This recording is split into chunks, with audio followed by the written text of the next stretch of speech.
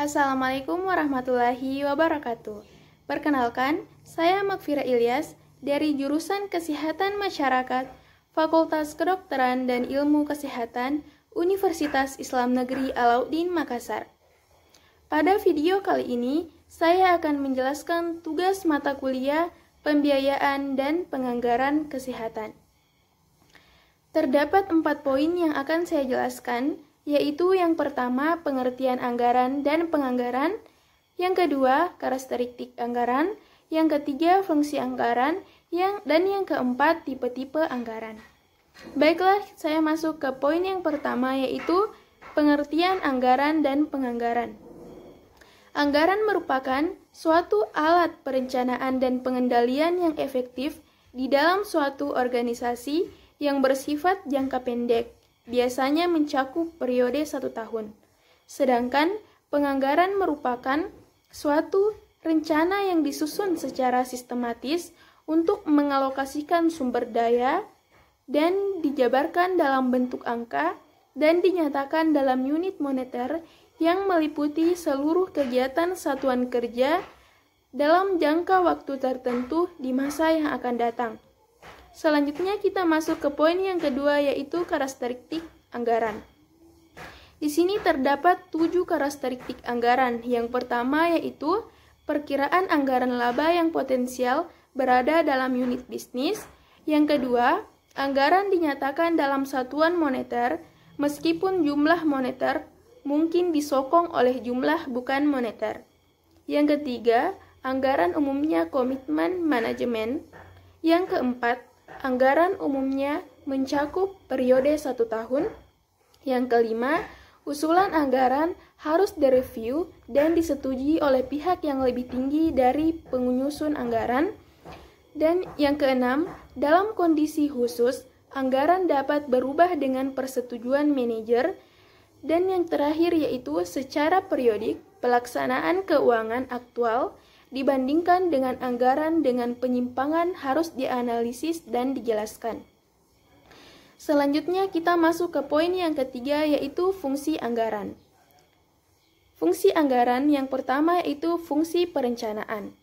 Anggaran dapat berfungsi sebagai perencanaan karena dapat memilih beberapa alternatif untuk dilaksanakan di masa depan dengan mempertimbangkan tujuan perusahaan serta sumber-sumber ekonomi yang dimiliki dan kendala-kendala yang akan dihadapi di masa yang akan datang. Fungsi yang kedua yaitu fungsi koordinasi. Anggaran berfungsi sebagai alat untuk mengkoordinasikan rencana dan tindakan berbagai unit atau segmen yang ada di dalam perusahaan agar dapat bekerja secara selaras ke arah pencapaian tujuan. Fungsi yang selanjutnya yaitu fungsi komunikasi. Dalam penyusunan anggaran, berbagai unit dan tingkatan organisasi berkomunikasi dan berperan serta dalam proses penyusunan anggaran. Selanjutnya fungsi motivasi. Anggaran berfungsi pula sebagai alat untuk memotivasi para pelaksana dalam melaksanakan tugas-tugas dan mencapai tujuan. Fungsi selanjutnya yaitu fungsi pengendalian dan evaluasi. Anggaran dapat berfungsi sebagai alat pengendalian kegiatan karena anggaran yang sudah disetujui merupakan komitmen dari pelaksana yang ikut serta dalam penyusunan anggaran tersebut. Dan fungsi yang terakhir yaitu fungsi pendidik. Anggaran juga berfungsi sebagai alat untuk mendidik para manajer mengenai bagaimana bekerja secara terinci pada pusat pertanggungjawaban yang dipimpin sekaligus menghubungkan dengan pusat pertanggungjawaban lain di organisasi yang bersangkutan. Selanjutnya poin keempat yaitu tipe-tipe anggaran. Di sini terdapat tiga tipe anggaran. Yang pertama yaitu anggaran biaya. Anggaran biaya terdiri dari 2 anggaran. Yang pertama yaitu anggaran biaya engineered adalah anggaran biaya yang terdiri dari biaya-biaya yang dapat diperhitungkan secara teknis di pusat pertanggungjawaban yang outputnya dapat diukur. Anggaran biaya yang kedua yaitu anggaran diskresioneri adalah anggaran biaya yang terjadi di pusat pertanggungjawaban yang outputnya tidak bisa diukur. Selanjutnya anggaran yang kedua yaitu anggaran pendapatan. Anggaran pendapatan terdiri dari proyeksi penjualan dalam unit dikalikan dengan harga jual. Anggaran pendapatan umumnya mengandung ketidakpastian yang tinggi karena sebagian besar faktor prestasi dari luar yang umumnya sulit dikendalikan oleh manajer perusahaan.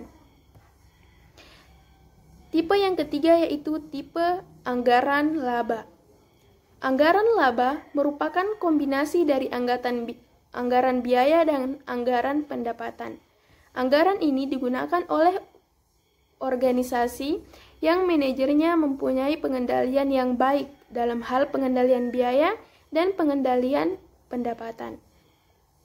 Itulah yang dapat saya jelaskan mengenai tugas mata kuliah pembiayaan dan penganggaran kesehatan. Lebih dan kurangnya mohon dimaafkan.